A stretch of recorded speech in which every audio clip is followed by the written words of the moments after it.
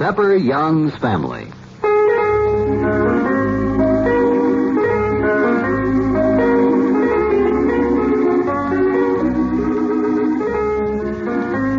Pepper Young's Family is the true-to-life story of your friends, the Youngs. We'll be with them in just a moment after this message.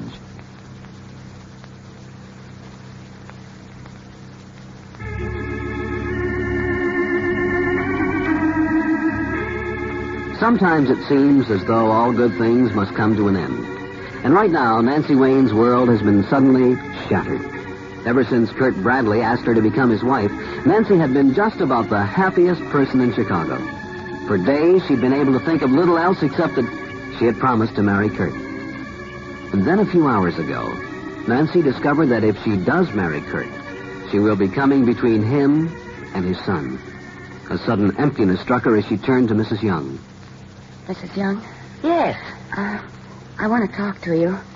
I mean, do you mind if I talk about what's just happened? Why, no, of course not. You see, I feel that there isn't anybody I can talk to quite the way I can talk to you because I know you'll tell me the truth. I'll try to. Mrs. Young, I love Kurt. I think you know that, don't you? Yes, I believe you do. I love him so much that I couldn't do anything that might separate him and his son. Anything at all that might come between those two who have been so close to each other. No matter what it might do to my life. Mrs. Young, what do you think? Do you think Biff will change his attitude? I don't know, Miss Wayne. I don't know what to say in answer to that. Biff's a funny boy. He's very sensitive, and high-strung and intense. He's a lot of things that most boys aren't. Oh, but look, I wouldn't be surprised if in time he gets used to the idea. That isn't what I want him to do, just to get used to the idea. Oh, Mrs. Young, tell me, what would you do if you were in my place? I know you'll be fair. I know you love Kurt, but, well, you love Biff, too. Tell me, what should I do? Well, before I tell you what to do or what I think you should do, and they're two very different things, tell me something about yourself. I know very little about you. And I think perhaps what you tell me will give you the answer to your question. About myself? Oh, yes, all about you. Tell me about your childhood. Tell me about your parents. Well, you see, Mrs. Young, one reason that I can sympathize so much with Biff is because I was brought up by a stepmother. You were? Yes, my father married his housekeeper after my mother died. I was too little to remember my mother, but the woman he married, I remember her very well. I see. You didn't get along with her? I wouldn't say that exactly. She was a good woman, a kind woman. Very settled, a very good housekeeper, I haven't any doubt, but Mrs. Young, she was a woman who thought that children should be brought up by the rule. She didn't love us, Mrs. Young. And why should she? We weren't her children. I don't know. I think I could love anybody's children. I don't think they'd necessarily have to be mine. No, neither do I, but, well, she was a different kind of woman. She brought me up and she brought up my sister, and, well, we were always made to feel that we had duties to perform, and as long as we performed them well, we were welcome there, and if we didn't, we weren't. I see. My father was very busy with his work. She helped him a lot. I realize now how much she helped him, but I wanted to get away from there, Mrs. Young. I wanted to get away from her, I think, from feeling that I didn't belong anywhere in particular. And your sister? Oh, she was several years older than I was. She just married the first boy who came along, and now she lives out on a farm. And I don't see her very much. My stepmother died a few years ago, and that's all over. My father died a great many years ago. And so you're practically alone. Yes. And as soon as I was old enough, as soon as I finished high school, I went out and looked for a job. I didn't want to live with my stepmother, so I went to a girls' club. And I lived there a good many years, Mrs. Young. And it is pretty grim, living in a girls' club. Oh, I suppose it is. It is. Especially, I mean, for a shy girl. And I was terribly shy. Oh, I did meet some boys at the office, got to know them fairly well, but I was never one to go out with boys very much, I guess I was sort of afraid of them. I didn't know quite how to talk to them. And you have so much poise now.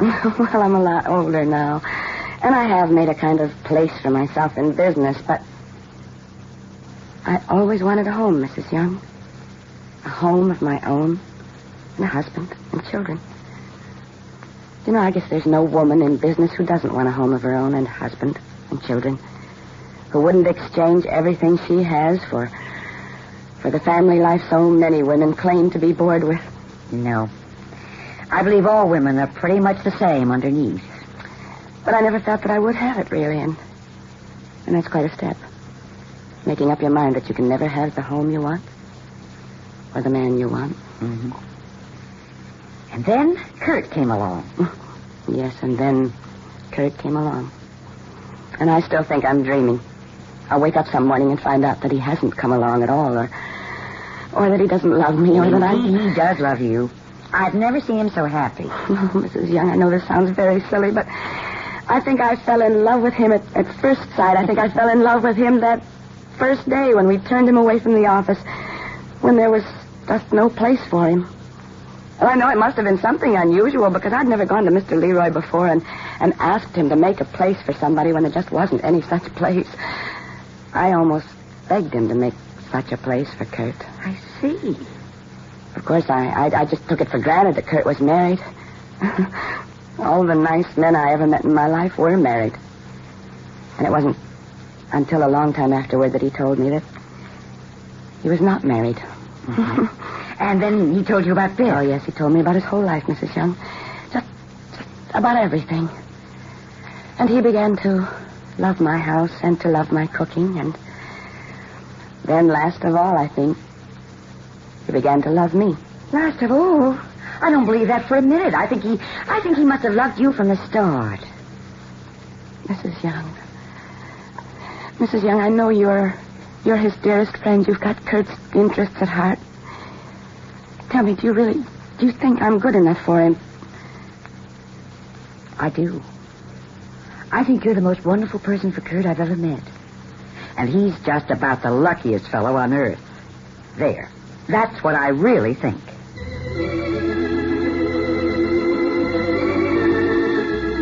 We'll be back with the Youngs in a moment after this message.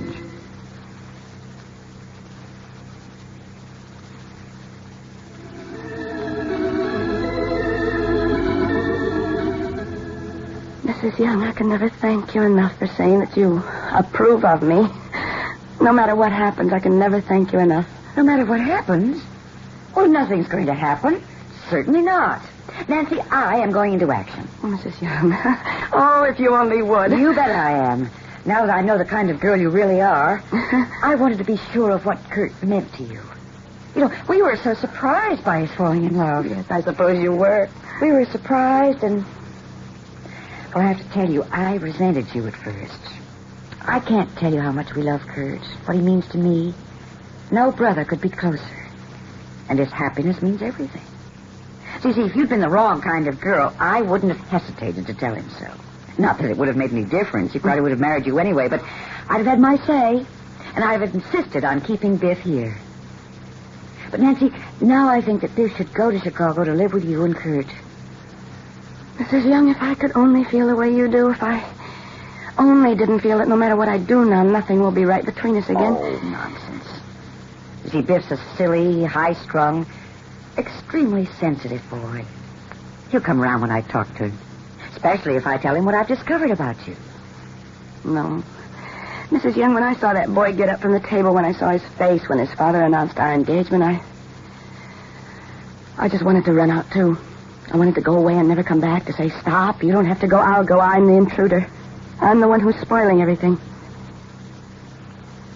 And it doesn't matter what anybody says, I am the one. No, Nancy, now look. We can work it out, and we will. We're going to be very good friends. I hope so. Very good friends. I've got so much to learn, Mrs. Young. So have I, my dear, so have I. Well, now, let's join the men folks, shall we? Kurt? Kurt, come here, dear. My dear, I've been talking with Nancy. I thought I ought to know her better. Well, now I do know her better. And I must say, You're a mighty lucky fellow.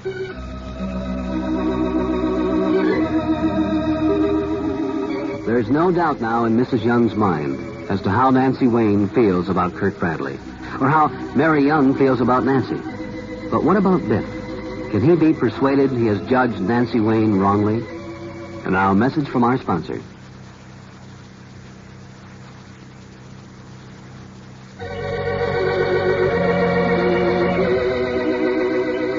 Tomorrow, Biff comes to a startling decision. Be sure to join us on Pepper Young's Family.